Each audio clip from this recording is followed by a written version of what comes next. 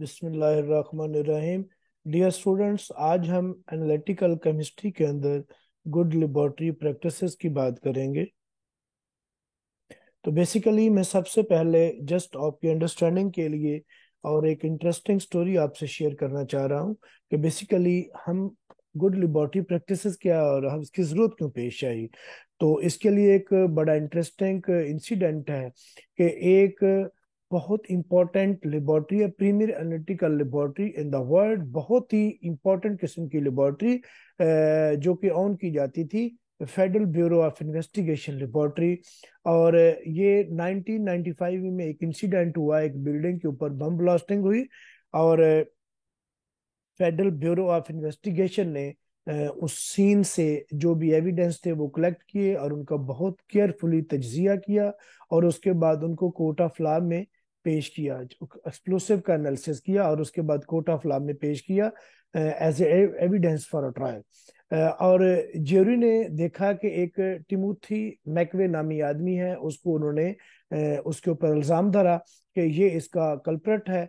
तो बेसिकली जो मैकवे की लीगल टीम थी, उस वो उनके पास कोई और एविडेंस नहीं था अपनी सफाई के लिए, लेकिन वो सिर्फ और सिर्फ जो 170 पेजेस की लॉ डिपार्टमेंट की तरफ से रिपोर्ट सबमिट की गई थी, उनका सिर्फ और सिर्फ फोकस था उसके अंदर कि जो वीकनेसेस हैं प्रोसिक्यूशन के अंदर, जो उसके बैड पॉइंट्स हैं, वो उनको सबमिट किया जाए। और अल्टीमेटली जब उन्होंने उसके जो नुकाइस थे वो सबमिट किए, तो उन 170 पेजेस में से सिर्फ 3 पेजेस जो थे वो वैलिड रह गए, बाकी सारे के सारे उड़ गए। और बेसिकली ये रिपोर्ट जो थी वो 18 महीनों की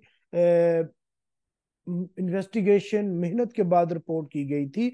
और बेसिकली जब उन्होंने क्लेम किया कि ये रिपोर्ट जो है फेक है, इसमें फलां प्रॉब्लम है, इसमें फलां प्रॉब्लम है, ठीक है, तो मैं इसको शार्ट करके बता रहा हूँ। तो बेसिकली जो लॉ डिपार्टमेंट था उसने कहा जी आप इसके लिए एविडेंस प्रोवाइड करें, जो मुलजम ने चीजें पॉइंट आउट की हैं उनके अगेंस्ट आपके पास क्या एविडेंस है या क्या सबूत है।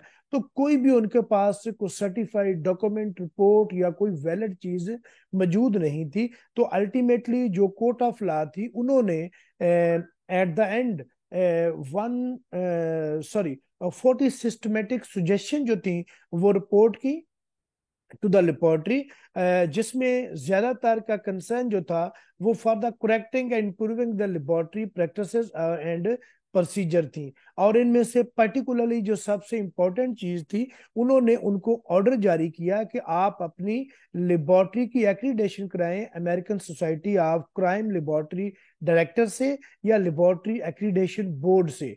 और उसके बाद ये तो मोटी मोटी चीजें थी, लेकिन इसके अंदर बहुत 4-5 पॉइंट बहुत ही अहमियत के हामिल थे, जो कि गुड लेबोरेटरी प्रैक्टिस के लिए एज अ की एलिमेंट इस्तेमाल होते हैं। एक तो जब आप काम करते हैं तो each examiner who analyse evidence should prepare assign a separate report. Secondly, all case files should contain notes, printout, charts, and other data records used to reach the conclusion. The lab must develop a record retention and retrieval system and written procedures for handling evidence and for avoiding contamination should be refined.